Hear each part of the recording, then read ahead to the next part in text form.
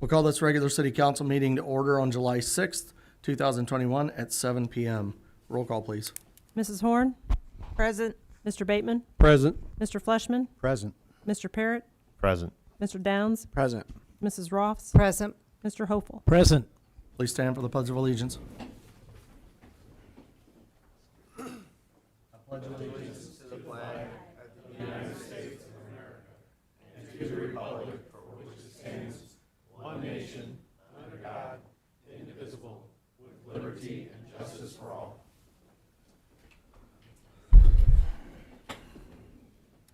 Is there anybody that would like to speak under public participation?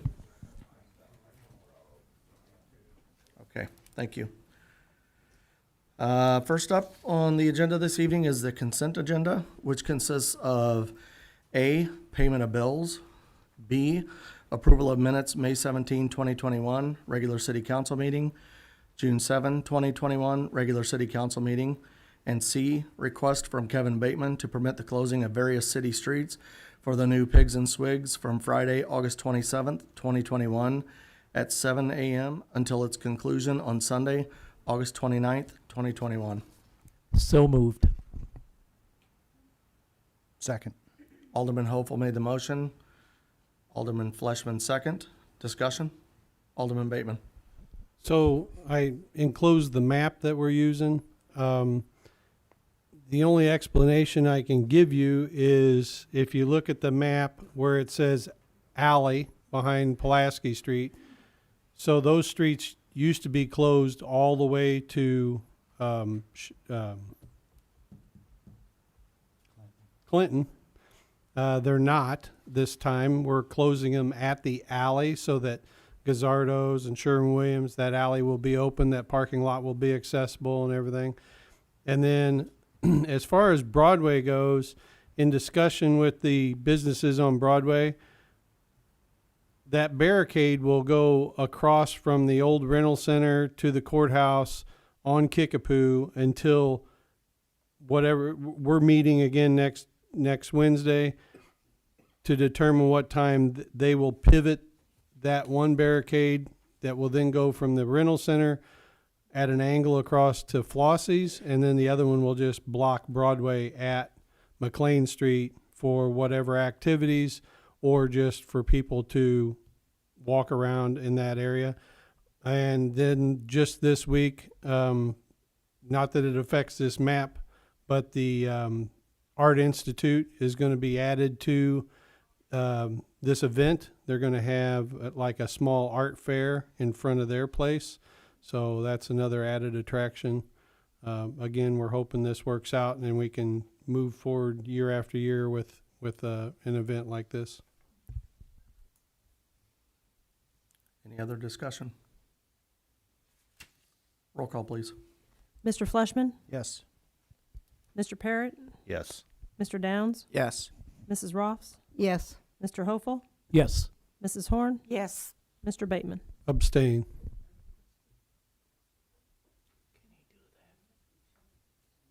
Can he abstain?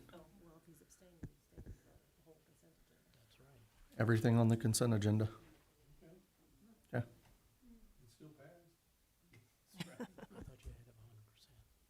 100%?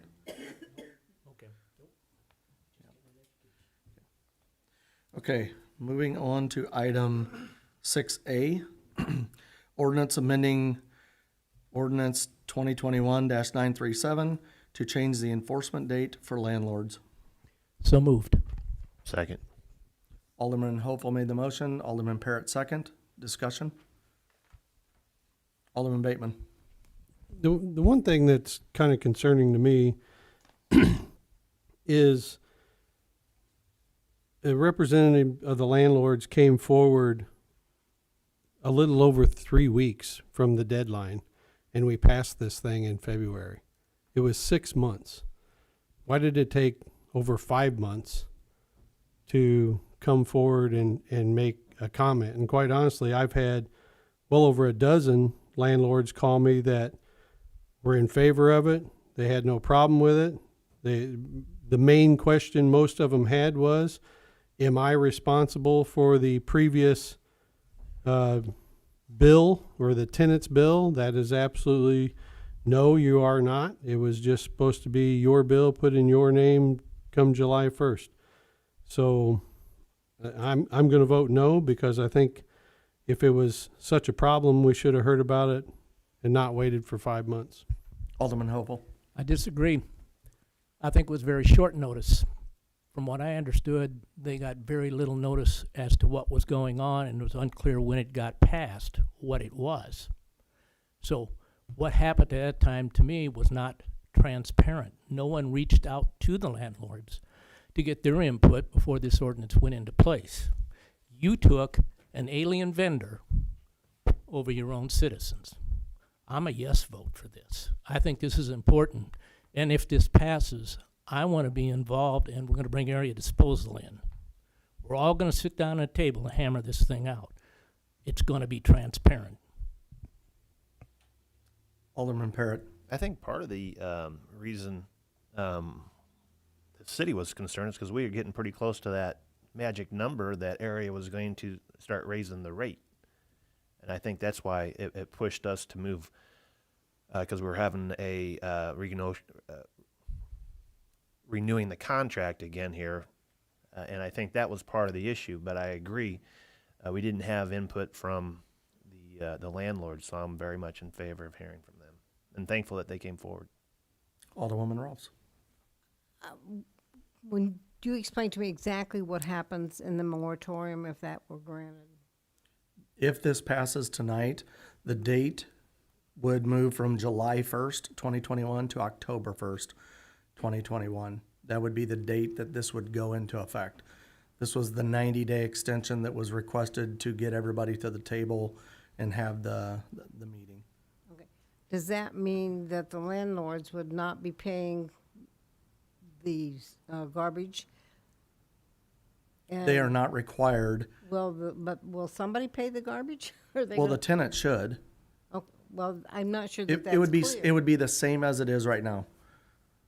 Prior to any of this discussion, the tenant should be paying for the trash. This requirement that the landlords would pay for it would just be postponed or in a moratorium until October 1st. Well, I had that question asked, who's going to pay the garbage, and I wasn't sure, so I thought I ought to clarify that.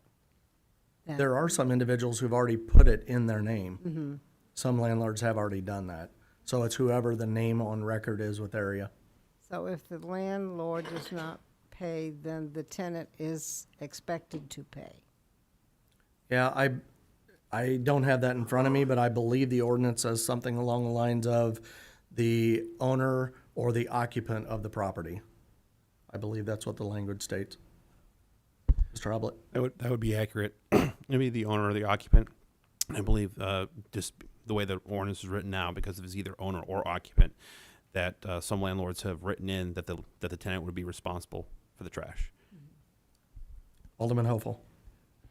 And I believe we need to do something about this, because before the meeting got started, we were discussing the number of commercial rentals, multiplexes, that have dumpsters or that have individual pods that they're paying, and we need to get that all encircled into our contract, our ordinance, so that everyone, all the citizens of Lincoln, under this franchise agreement are getting a fair shake, because some aren't. Yeah, we've already talked, when we set the meeting up, I'll make sure you're included in that, but once you cross that barrier into commercial, now you start to impact other people. So we'll have to be very specific about the dwelling types and, Exactly. No, it should be landlord, tenant dwellings that are residences, not agreed. commercial enterprises. Agreed. Ms. Rolfs? And I am ethically opposed to this. We mandated that we had to have this garbage pickup. We mandated who is going to pick up the trash, and now we're mandating who's going to be the one that pays for it. When you get three mandates wrapped up into one ordinance, I think that's a bit much. So I'm opposed to it simply because of the mandates part of it.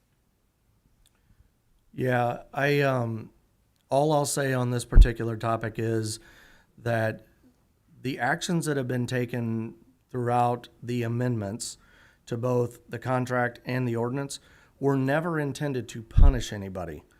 We were always trying to make Lincoln better and solve problems in the process of doing so.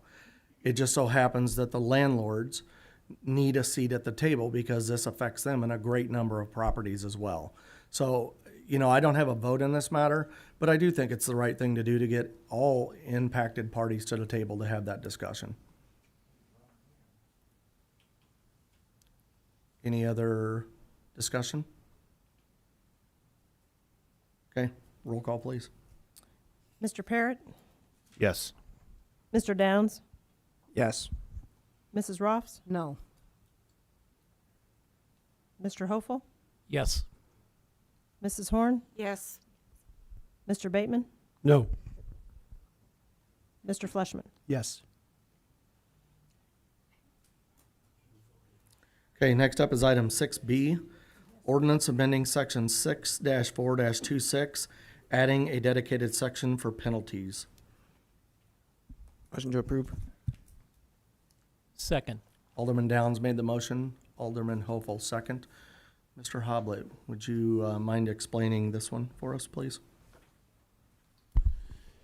Yes, within the ordinance as it's currently written, I believe there is a penalty section, but it's currently underneath what appears to be the ATV section. This moves the penalties into its own subsection, thereby making it applicable to the entirety of the city code. I believe we were already enforcing matters with those penalties, but this essentially clears it up. And there was also a definition within the penalty section that has been moved up into the ATV section. There should be a definition for what constitutes an ATV or whatnot within the penalty section. It should be up in the ATV area. So those were the adjustments that were made to this ordinance. Essentially, it's just cleaning things up a bit to where it's for where when a constituent reads the city code as to what penalties they might incur for having a loud or disturbing noise. Any discussion? Roll call, please. Mr. Hopel, Yes. Mrs. Horn, Yes. Mr. Bateman, Yes. Mr. Fleshman, Yes. Mr. Parrott, Yes. Mr. Downs, Yes. Mrs. Ross. Yes. Next up is item 6C, ordinance amending section 6-4-8, adding a dedicated section for penalties. Motion to approve. Second. Alderman Downs made the motion, Alderwoman Horn second. Mr. Hoblet. The amendments that were done to 6-4-8 were to amend the penalties. Like 6-4-26, the penalties appeared to be buried within another subsection, that being air rifles. So this was again given its own penalty section. The subsection, the stipulations about having an air rifle confiscated do remain. However, the noise, the penalty was previously set at $50, and I would happen to think that was set some time ago. Those need to be updated. So I brought those in line with the loud disturbing noises, given the fact that fireworks is a loud noise in of itself, not to mention a bit of a fire hazard. The 6-4-8 was amended to include the penalties in 6-4-26, the 2050, 250, 500 for violations that occur thereafter. Discussion? Alderman Downs. Could you repeat, well, I guess just for clarification, the penalty for lighting off fireworks is, could you repeat those numbers again, please, John? I am, and I'm actually coming down into the ordinance. I spoke. It was 150 for the first violation, 250 for the second, then 500 for the third. Yeah, I believe that's what I said. Correct. Okay, correct. I just wanted, okay, Yeah. thank you. So those would be amended to reflect those fine amounts. Yes, there we go. 150, 250, 500. Thank you, sir. Alderman Hopel. I just want to clarify, it's per occurrence, not per firework. Correct, per occurrence. So 150 for the first offense, 250 for the second offense, and 500 for each offense thereafter. Any other discussion? Roll call, please. Mrs. Horn? Yes. Mr. Bateman? Yes. Mr. Fleischman? Yes. Mr. Parrott? Yes. Mr. Downs? Yes. Mrs. Ross? Yes. Mr. Hopeful? Yes. Okay, next up is item 8A, City Treasurer's Annual Fireman's Pension Report for fiscal year 2021 to 2022. Mr. Conzo. Thank you, Mayor. You've all received a copy of this report. I think you all have it there on your desks. And Alderman Bateman has received his by email for his request. The first report that you have in front of you pertains to the Fireman's Pension Fund, and this is a report that this office does annually and goes back, many, many years. On the report that you have here, we have the most recent year, the year ending April 30th, 2021, as well as the 5 previous years. And you can see that our investments improved considerably in this fund, as they have over the past few years. Our revenue also up slightly. Keep in mind, this is a snapshot of where we were on April 30th of 2021. And I think it's pretty much self-explanatory. The expenditures were up a little bit. Of course, there is a cost of living adjustment in the fireman's pension fund, so each annuitant or retired firefighter, and same applies to police officers, receive a 3% cost of living adjustment at the beginning of the calendar year, and that's reflected in there. In addition to that, you have survivor benefits, and those do not receive that. We get that question frequently from the public, and the fact is that there is no cost of living increase for the survivor. So those benefits remain the same from the first day that survivors draw those until the end of their life. And the last thing that you see on there, next to the last thing, is the number of retirees, number of survivors, and the total number of pension recipients, which is 23, was 22 as of the end of the last fiscal year. And finally, you see our percent funded according to the most recent actuarial value of assets, which would have been as of the end of the previous year, which would be April 30th of 2020. As I said, I think the report speaks for itself. In this particular fund, if you look back 5 years, you see our investments totaled about $5 million, or over $6 million now. It goes up and down throughout the year. So that's a considerable improvement. But with this fund and with the police pension fund, which I believe is the next thing on the agenda, it is significant to note that the state of Illinois will be taking over the assets in those funds during the upcoming fiscal year. We've already been notified to expect that to occur within the next few months with the Fireman's Pension Fund. Police Pension Fund may take a little longer because there is some pending litigation that's still outstanding with regard to that fund. And so we'll know the results of that later. But the state statutes that have been passed that will enable the state of Illinois to consolidate all of the pension funds, all of the fire pension funds outside of the city of Chicago will be consolidated into the downstate Illinois pension fund. All of the police pension funds outside of the city of Chicago will similarly be consolidated into the downstate Illinois police pension fund. And we really don't have any control over that. We will still have a pension board that will have functions like admitting new members into the pension fund and approving retirement applications. We won't have any control over how they invest the money, is my understanding of that. Alderman Hopeful, did you have a question? You may have answered my question. So we'll turn over the books and our funds to the state.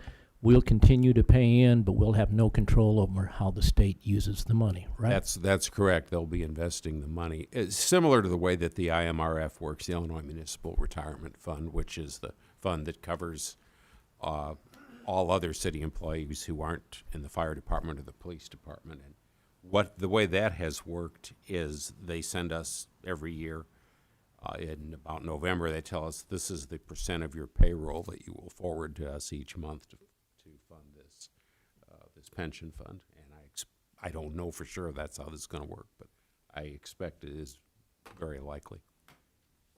Alderman Parrott. So Chuck, question then on these percentages shown here. So these are the percent funded. So should the percentage, should it be going up or down?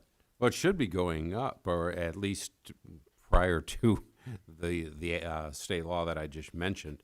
I don't know how this is all going to figure in, though, once this is consolidated, and what impact this is going to have on it. Whether these will be, will be advised separately that this much is set aside for your pension fund, and you have to contribute this much, or whether that's just going to be consolidated and we'll still get a mandatory, have to make a mandatory contribution. But that should be going up. It's just Under looking normal at the last, circumstances, yes. I'm sorry, just looking at like the last 8 or 9 years, all except for maybe 1 year with the fire, that percent's been going down.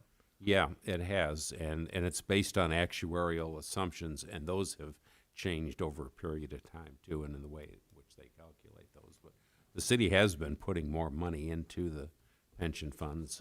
We've also had, in the case of the fire pension and the police pension too, we've had people retire, and we haven't substantially increased the number of people paying into it. There has been some increase, but there hasn't been as many as you might expect, and so we're not in a position where the contributions are enough for us to get ahead of what we have to pay out in benefits. Thank you. Alderman Fleshman. Yes, actually, we increased the utility taxes past year for both Right, pensions. that just went into effect though, May 1st. And then our transfer from the general fund, depending on this consolidation, could potentially change Yes, quite a bit. yes. That's correct. Okay, anything else on the Fireman Pensions Fund report? Mr. Conzo, you're up with the Police Pension Fund report. Thank you, Mayor.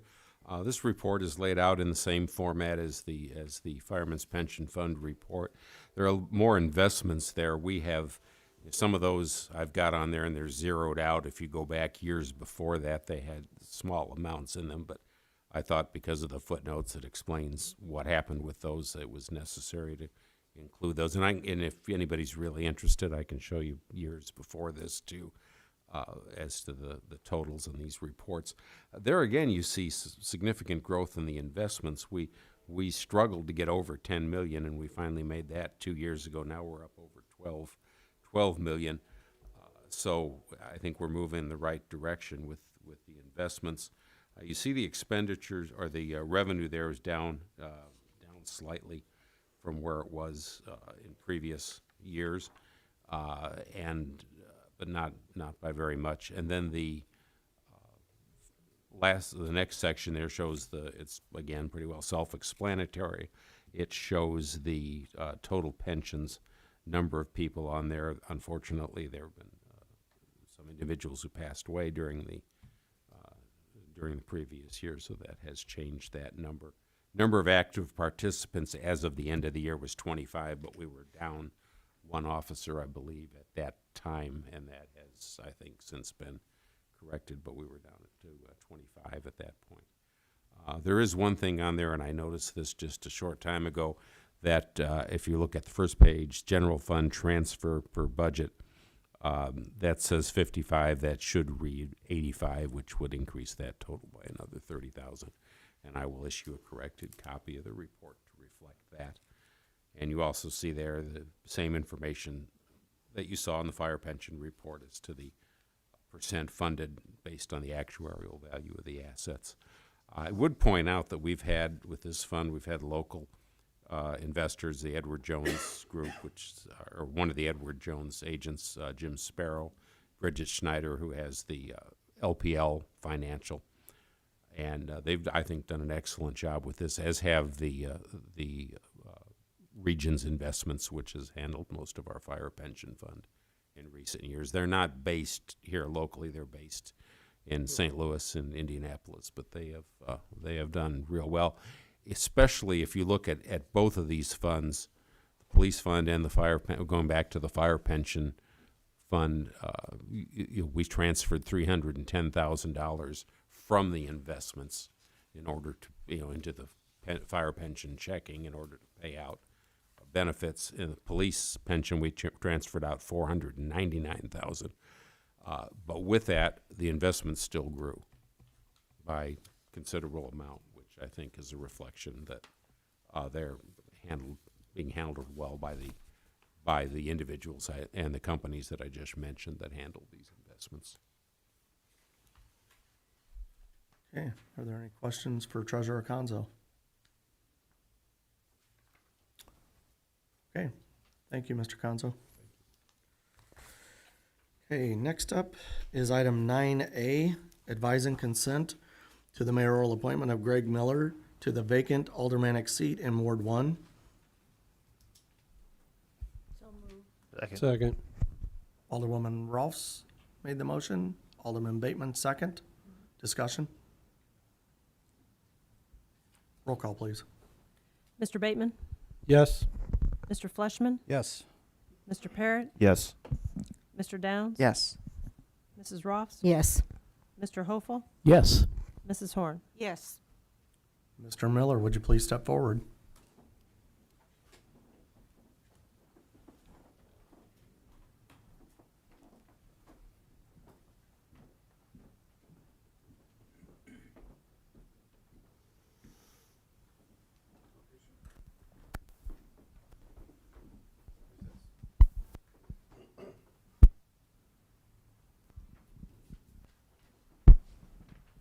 Please raise your right hand. Please raise your right hand. Is it green? It was working before. Hello? There you go. You're good. Please say aye. Raise your right hand. I, Say your name. Greg Miller, And repeat after me. Have been appointed to the office have been appointed to the office of Alderman Ward 1 of Alderman Ward 1 in the city of Lincoln, in the city of Lincoln, in the county of Logan. in the county of Logan, Do solemnly swear do solemnly swear that I will support the Constitution of the United States that I'll support the Constitution of the United States and the Constitution of the State of Illinois, and the Constitution of the state of Illinois, and I'll faithfully discharge the duties and I'll faithfully discharge the duties of the office of Alderman Ward 1 of the office of Alderman Ward 1 to the best of my ability. to the best of my ability. Congratulations, sir.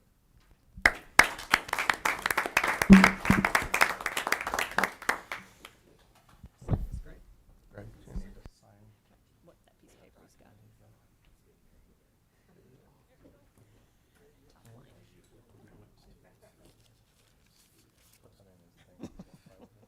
Thank you.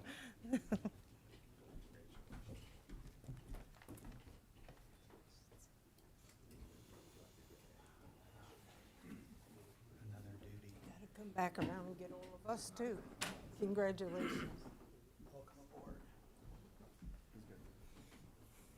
Get him afterwards.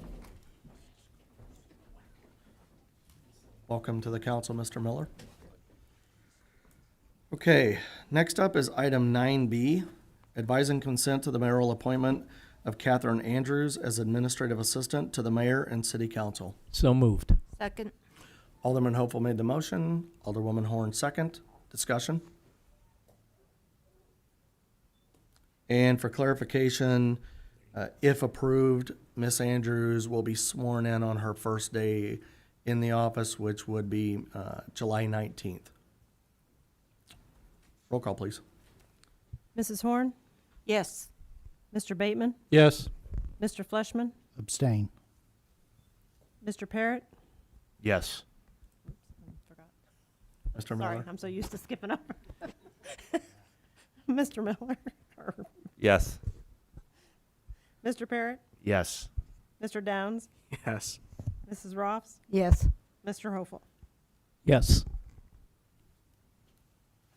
Okay, next item is 9C, approval of invoice number 0215411 from Crawford Murphy and Tilly for professional services for the Lincoln Phosphorus Removal Feasibility Plan and Optimization Plan for the wastewater treatment plan from May 1st, 2021 through May 28th, 2021 in an amount not to exceed $1,612. Motion approved. Second. Alderman Bateman made the motion. Alderman Hopeful, second. Discussion?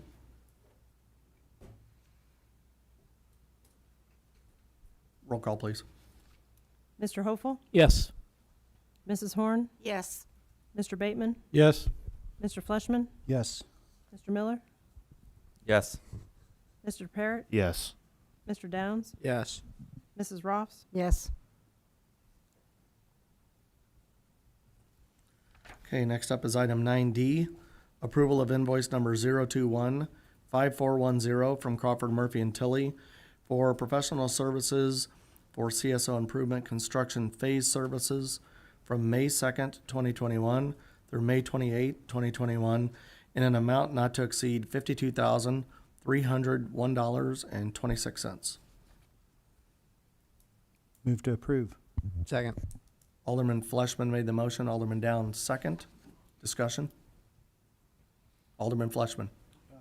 I just have a few updates for the council concerning the project out there. The lab building's moving along well. The roof covering, the new roof that's been put on that building is now complete. The tuck pointing project, resurfacing of the exterior brick is complete. And the HVAC, plumbing, and electrical contractors have started inside the lab. Next week, we'll bring forward a change order that we're going to have on the lab. It's not a big change order. They're still putting things together, but we should have that prepared for next week's cow. The bar screen building is started. It's underway. The Caterpillar backup generator has been set, and they were working on hooking that up today. And then all the electric panels and the frequency drives for all the pumps and motors out there are installed and set in the electric building. So things are moving along real well. Alderman Hopeful.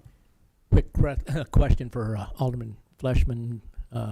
June 26th, I believe, was a Saturday. We got 4 to 6 inches of rain in a matter of an hour or two. How did they hold up during that? It took a couple days to get caught up from that storm, yes. Hats off to the Viola and Andrew and his crew. They had quite a bit of overtime there. And I think as far as the city streets go and residents of the city, nothing was affected. Alderman Bateman. Yeah, I took a couple phone calls that day, drove out to the plant, got a hold of Andrew, drove out to the plant. It was at maximum capacity. It was, that ditch was completely full going over the overflow at the end. But yet we didn't have any major flooding in the streets. What we did have went down quite fast, and Andrew stepped up and took care of the one resident that contacted me with a problem, and it ended up being on the homeowner's side, but he made sure that everything was flowing in front of the house. So hats off to Andrew and that crew. They were out there helping us out. Drove around and checked on the other phone calls, but it was out at the plant. There was a lot of water. And Andrew told me today there were 14. He got 14 calls during that time, so they did a great job. Alderman Parrott. Yeah, just a quick question. Alderman Bateman, you mentioned that ditch was filled up and it was starting to overflow a little at the end, you mentioned. Does that cause any issues for us as a city? I mean, is that water not being treated then? Is that an issue? That we get fined or anything like that? No, we are allowed a certain number of overflows a year. So I think to date we've only had 2. Andrew, I don't want to say how many were allowed, but we're allowed several of them. Okay. To answer your question, Steve, it takes a torrential downpour to get to that point. Most 2 or 3 inch rains we can handle. It's just when you get a torrential downpour like that, if you go far enough into the sewer plant, at the end of that ditch, there's a wall, which is what we call the overflow wall, and it was going over it. But within, I think Mrs. Bateman and I drove out there later, it had already gone down. So it just depends on how fast the water comes to get to that point. But it handled it well. Thank you. Okay, any other discussion? Ms. Rawls? You mentioned the residential area. How were things downtown? Because I know it used to get flooded in the downtown area, but it was okay? It was one intersection on the corner of Chicago and Broadway was pretty deep. I don't know, 6-8 inches deep. But when we went back a couple hours later, it had already gone down significantly. Other than that, we didn't see any major flooding other than there was some flooding reported in front of Lincoln College. And again, it went up really fast, but went down just as fast. We didn't have any standing issues, and the one resident we dealt with was on Lincoln Avenue, and it ended up being on his side of the line. Mr. Landers? Yeah, the street department staff spent about a day and a half in advance. We knew the rain was coming. So we spent probably a day and a half or longer making sure the basins were clean, at least cleaning off the surface of what was on them at that point in time. And we did have a few locations. We had to have one employee come in on Saturday, and he attacked a couple of the trouble spots. Lincoln College was one of them. And there's a couple others that just, the system can't handle that rain when it's full like that. So you're going to have some flooding, but as they said, the water drained quickly after that. So Alderman Parrott and then Alderman Hopel. I remember one of the last times, Fifth Street had some issues. We didn't have any issues on Fifth Street at all this time. I'm sure in the middle of the event there was. Just during the rainstorm, but once it let up and we were out, it had gone down as fast as it came. I mean, quite honestly, in the Lincoln College, a lot of it was mulch that got washed into the roadway. So We have a bi-weekly Fifth Street Road meeting now, and Alderman Downs asked that question about Fifth Street during that meeting. And Yeah, I went and I examined the known problem areas off of Fifth Street, and they look to drain really well. Nothing like what we had last year. Alderman Hopel. I happened to be on Chicago Street during the storm.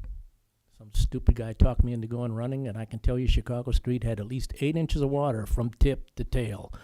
From all the way from the old Western Auto Building down by Napa all the way to the corner of Pekin. It was 8 inches. I have the wet shoes to prove it. Any other discussion on this?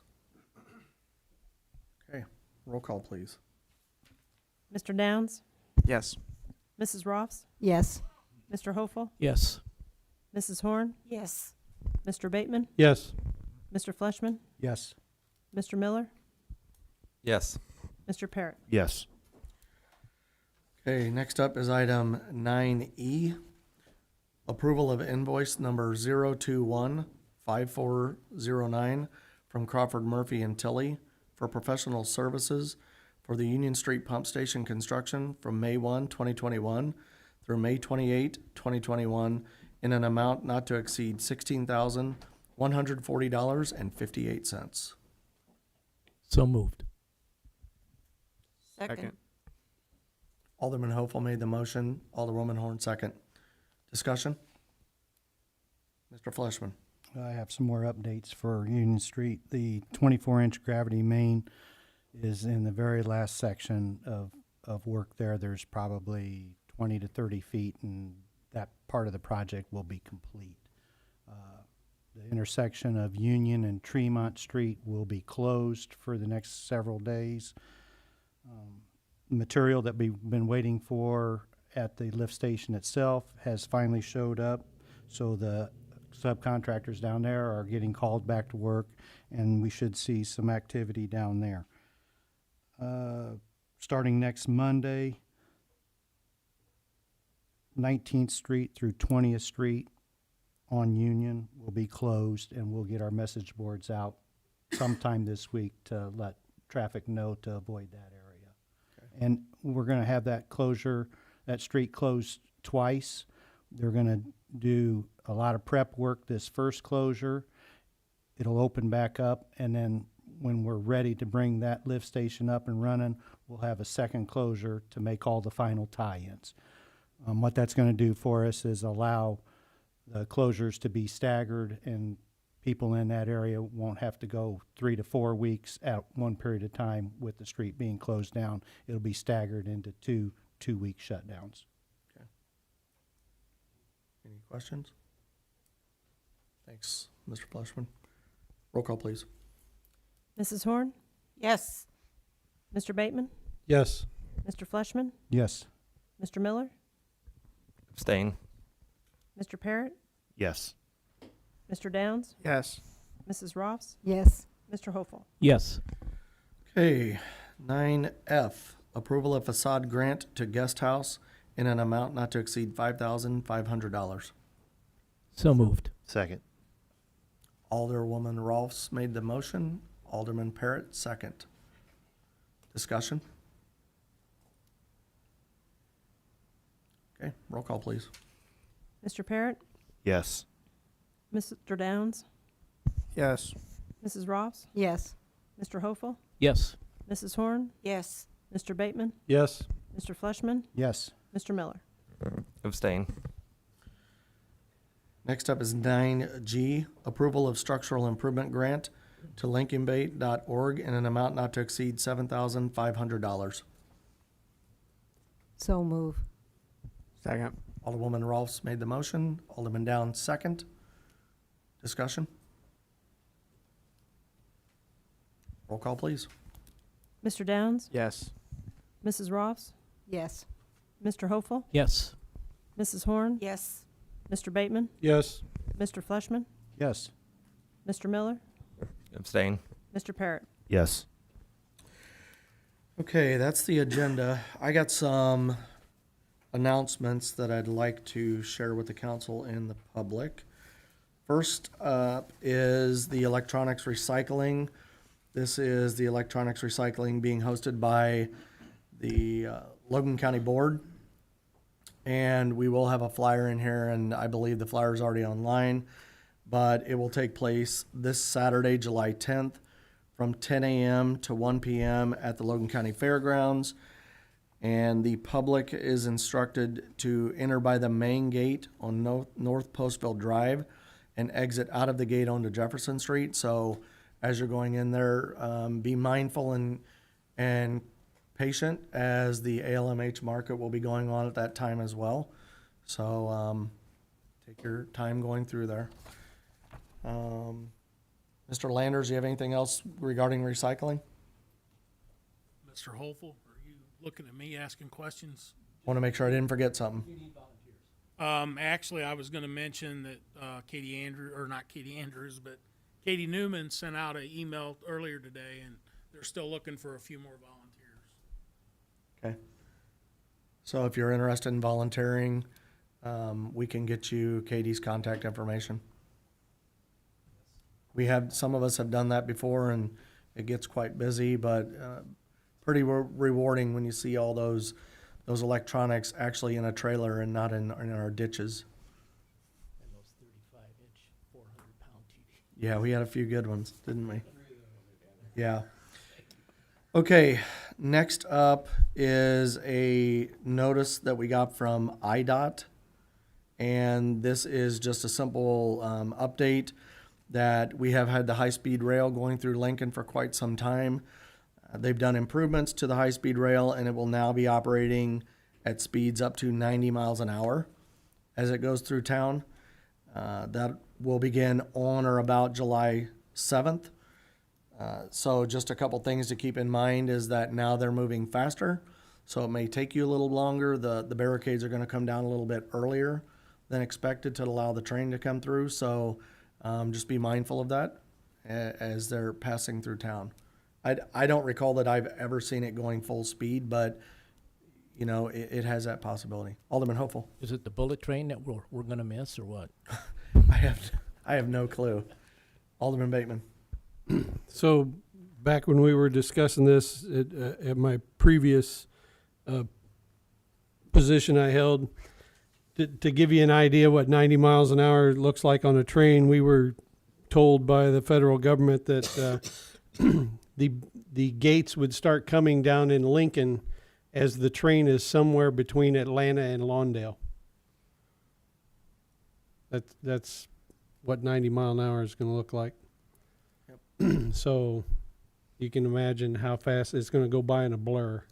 So, and I think it goes without saying, if you're walking, please be careful as well. Even, pay attention to the guards that come down. Don't try to go around them. A train will be here and gone. You won't even realize it. So be safe. Mr. Conzo. Thank you, Mayor. I should point out this applies only to the Amtrak trains at this point, Correct. not the freight trains, which I think currently go through at about 60 miles an hour, and I don't think that's going to change right away. That'd be scary if the freight trains were going at 90. There are places where they do. Okay, anything else on that topic? The next item that I have is from the Genealogical Society, and it is a thank you letter that was received by Diane Farmer to Mr. Conzo. He was gracious enough to pass that on, and I'd like to read that to you.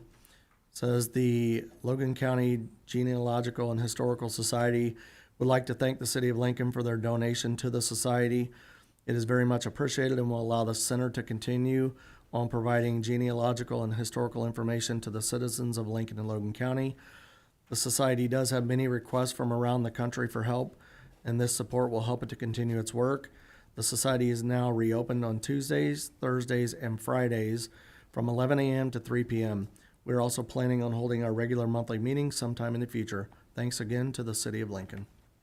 So that's the donation that we made to the society. So, okay, and the last item that I found on my desk, Chief Adams, are you familiar with the police appreciation flyer?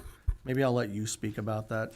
Well, actually, Nyla's even more familiar with what's going on. So I didn't know where it came from. So yeah.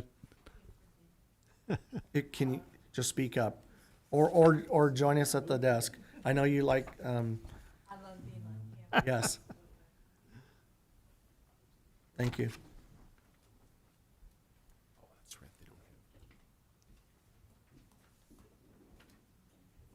Lincoln Daily News and Emmy Realty are co-sponsors for an event that was organized by a very young citizen here in Logan County, a 20-year-old by the name of Tyler Stambaugh. And he and his grandpa had a talk about how that there is a lot of negativity in the public regarding police officers. And in Logan County, we have very good police officers, and they wanted to acknowledge that. So they came to Lincoln Daily News and ME and asked us to work with them to put on a Police Appreciation Day. It's a small event. We've put it together rather quickly, but we are hoping for a good turnout. There's going to be food and games for the youth. Lincoln Art Institute is working with the children to do some drawings and artwork on scene. We are hoping for participation in a dunk tank. We're going to have a bounce house. Some of the local organizations, Crossway Church will be helping out. We've got Lincoln Heritage Museum coming just to have some games for the kids.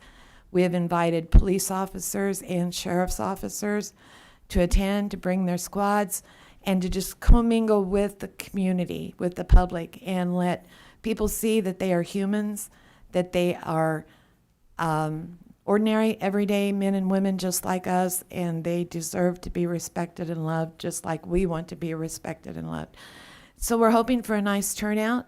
The weather's not looking real great, but we are going to be using the beer tent at the fairgrounds, so we'll put as much under the tent as we can, and it is a non-alcoholic, family-friendly event. Alderman Parrott. Will there be any food? Yes.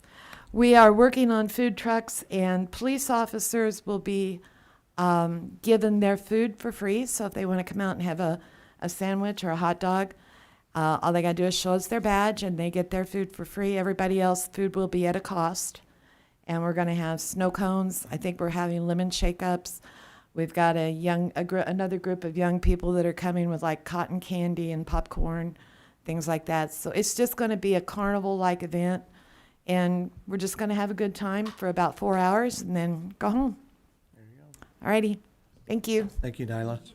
On behalf of the police department, I would like to thank Lincoln Daily News and Me Realty and Tyler for putting this together. It means a lot, so, especially these days and age. Absolutely. Any other announcements from the council? Alderman Bateman.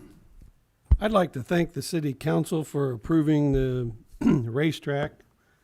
I don't know if any of you ever get a chance to go out there. My wife and I frequent the racetrack, and this weekend they had a big event, and it was absolutely packed. There was dozens and dozens of out-of-state plates, motorhomes. There was drivers from Oklahoma and Kansas City. There was some NASCAR guys there and stuff. So that is, I think that's a hidden gem we have in this town that brings in a lot of people.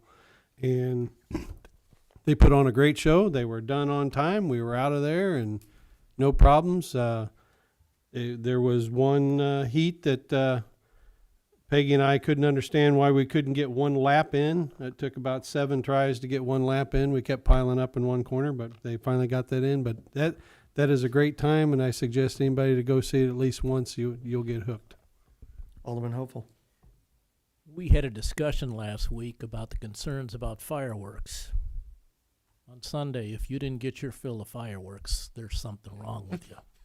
We had them everywhere you can imagine. They were out at the rec. They were out at the lake. They were at the racetrack, from what I understand. You could literally go from about 8:30 till about probably 10:30 with fireworks everywhere you can imagine. I think it was pretty neat. Okay. Any other? Ms. Rolfs. I want to clarify something. I misspoke a while ago. I am not in favor of the ordinance, but I am in favor of the moratorium, just so that goes on record. But I did vote wrong, and I apologize. Okay. All right. Any other announcements? Okay. Mr. Landers. Yes, I wanted to take the opportunity tonight to send out a couple thank yous. First of all, I'd like to thank Bill and Kathy Vineyard. For the last several years, they've taken care of the large planters over on Pulaski Street.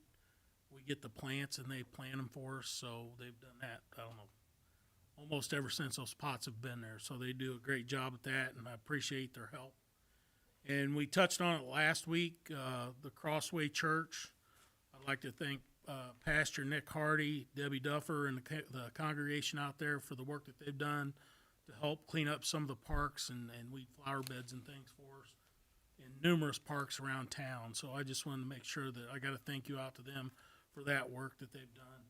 And then also, late last week, I got an email from Bethany Rademacher, and she's working with the work camp for Lincoln coming up, and she said that the yard signs should start showing up this week, and that work camp week is July 25th through the 31st.